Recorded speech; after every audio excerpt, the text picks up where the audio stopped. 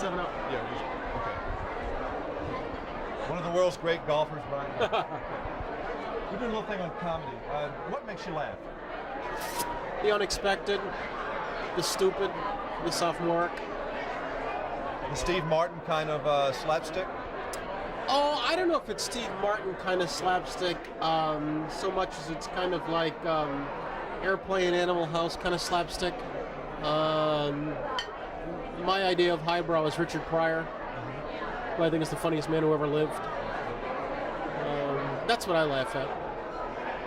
Name some people beside Richard Pryor who are your favorite comedians. You like Eddie Murphy?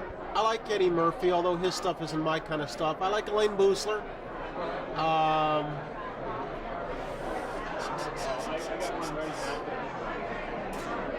like Dana Carvey.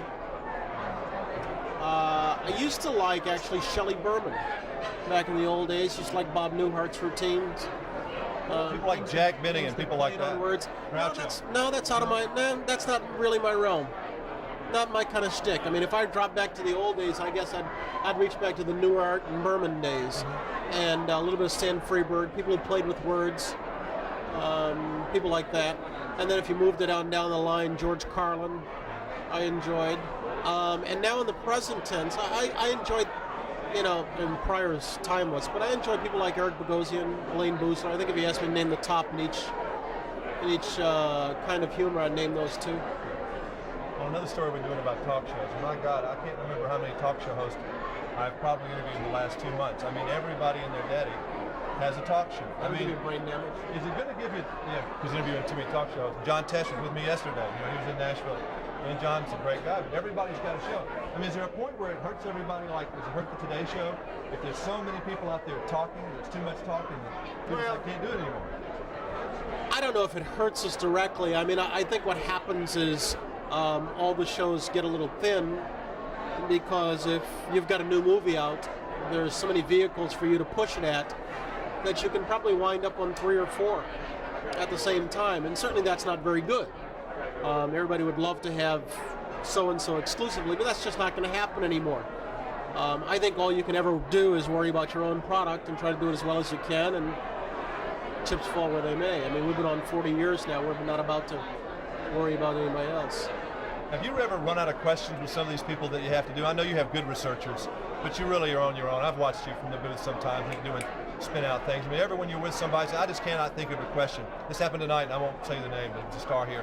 I just didn't have anything to ask him. No, I understand that. I mean, I think a lot of times what happens is you go into things expecting it to be kind of a two-way street. You're here to push something, I'm here to help you, and we do a participation kind of deal. And I think what happens a lot of times is if you show up and you express the fact that you're not interested, then I kind of feel, why should I bust my tail to help you out? And so after a point, if you're not interested, well, I'll kind of let you sit there. So run out of questions is kind of a bad way of putting it. I will run short of interest sometimes because somebody has chosen to not participate and has shown their disdain or disrespect for the audience. And me as the conduit for the audience will kind of check out. But run out of questions, no, I wouldn't necessarily put it in that term. Is it easier for you to talk about politics on the show, as that's really more of a brainstorming? There are no real correct answers to it. Does it lend itself to being more creative as far as what you can talk about, as opposed to the star interview? I think probably so. I mean, I think that's true. I think the star interview, there are always X number of things that you have to get to. There are only X number of things the public cares about.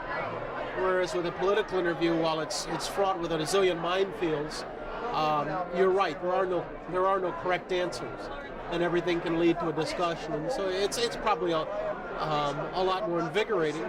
But I never thought of it that way.